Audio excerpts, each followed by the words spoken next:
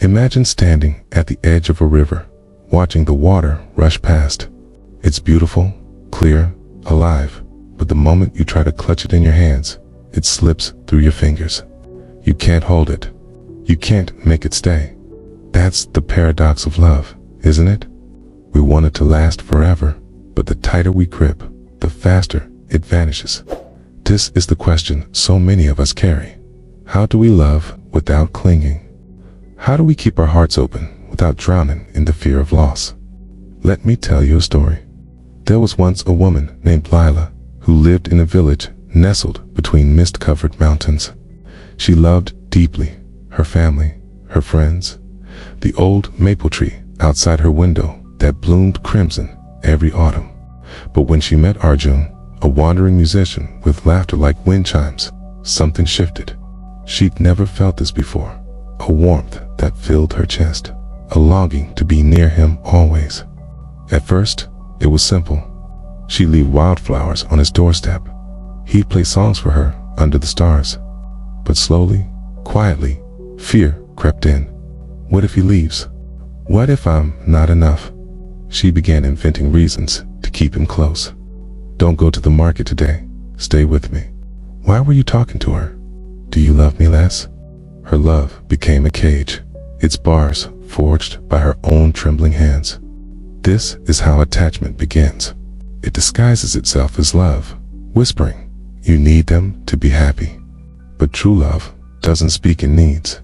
It doesn't bargain or demand. Love says, "I want your happiness, even if it doesn't include me." Attachment says, "You must make me happy." Lila didn't see the difference.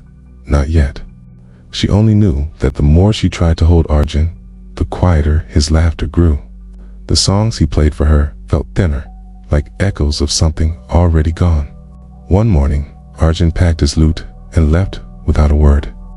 Lila stood at the edge of the village, watching his figure blur into the horizon.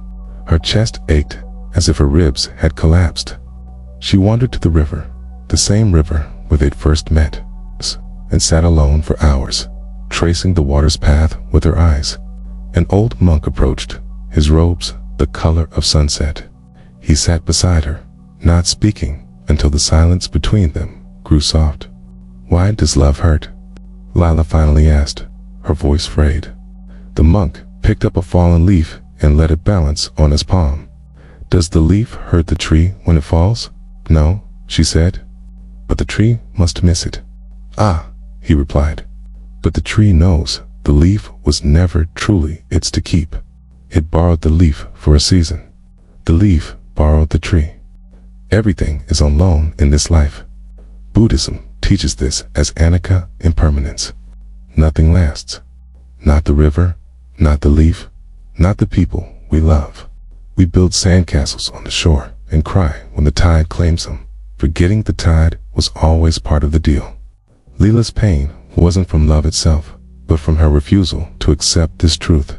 She'd clung to Arjun like a raft in a storm, not realizing her grip was sinking them both. The monk told her about the 3 marks of existence: impermanence, suffering, and non-self. "We suffer," he said, "when we confuse love with ownership. When we believe happiness lives outside us in another person's hands. But no one can give you peace. They can only reflect it back to you, like the moon on water." Lila thought of Arjun. She'd wanted him to fill a hollow in her, to be the answer to every lonely night, every unspoken fear. But that's not love. That's hunger. Real love doesn't say, "Complete me." It says, "I see you exactly as you are, and I celebrate you." It doesn't chain. It liberates. Here's the secret. Buddhism whispers. Love and attachment are not the same. Love is selfless. Attachment is fear in a pretty disguise. Love says, "Go, grow, be free." Attachment says, "Stay, shrink, belong to me." Lila had been so afraid of losing Arjun that she'd suffocated the very thing she cherished. But loss isn't the enemy, it's the teacher. It reminds us to cherish what we have while we have it, not because we'll have it forever, but because forever was never the point. Weeks passed. Lila returned to the river daily, watching leaves float by. She began to notice how the water held them without grasping, how it let them go, again and again, trusting the current. One afternoon, Arjun returned. He looked older, wearier, his lute strap frayed. Lila's heart leaped, but this time, she didn't reach for him. She smiled and said, "Tell me about your journey." They sat together as he spoke of roads he'd walked, storms he'd weathered, a song he'd written about the way light breaks through clouds after rain. Lila listened, really listened, without clinging to his words or fearing his silence. For the first time, she saw him not as hers, but as himself, a fleeting, miraculous phenomenon, like a comet passing through her sky. This is the middle way Buddhism offers, to love fully but lightly, like cupping a flame in your hands. You protect it, but you don't smother it. You can't control the wind, but you can shield the spark. Lila learned to hold her love like that, a radiant, fragile thing, honored not because it would last, but because it existed at all. Arjun stayed in the village for a time. They shared meals, stories, quiet mornings, watching the mist rise off the river. And when he left again, Lila waved goodbye, her eyes bright with tears, but her heart unbroken. She'd loved him, not in spite of impermanence, but because of it. The temporariness made it sacred.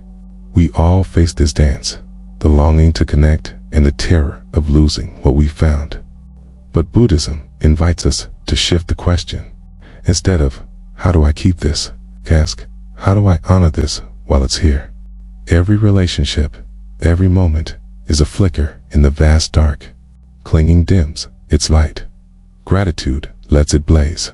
So here's the truth, as stark and gentle as dawn. You cannot lose what you never owned. The people you love are not yours. They are travelers, just like you, passing through this borrowed world. Love them wildly, but let them go freely. Wish them happiness, even if their path diverges from yours. That wish, may you be well, may you be peaceful, may you be free, is the purest form of love.